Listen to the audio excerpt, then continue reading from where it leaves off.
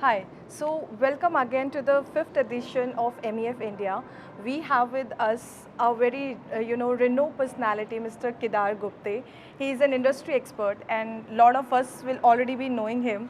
So we would just, people already know you, but we would just like you to brief a little more about you, about what you do, your workspace.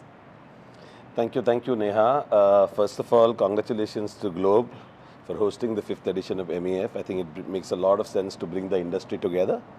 My name is Kedar Gupte, and I've had a journey in telecommunications from engineering to commercial leadership. My last assignment was with the MTN Group as the Chief Business Officer of MTN Global Connect, now called Baobab. Yeah. And I ran the platforms business, about $500 million worth of P&L.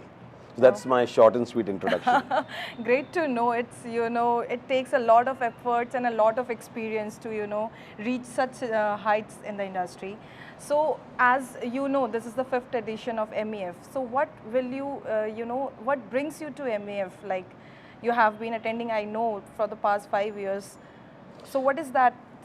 Look, I think, attending the MEF means hearing and listening to the younger generation in terms of how they see the industry shaping up, what are the new things that are going to drive us forward.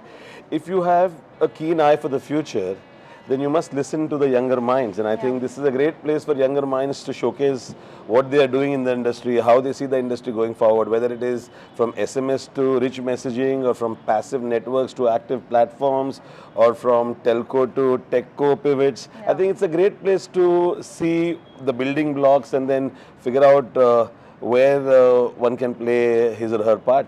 Yeah. So as I can see, like from what you have said, there is a lot of evolvement and a lot of changes in the SMS industry. How do you see this industry as a whole? What's the scope in future? What's your say on that? Look, messaging will always be very, very critical to conversational commerce. Till the time you speak, voice is relevant.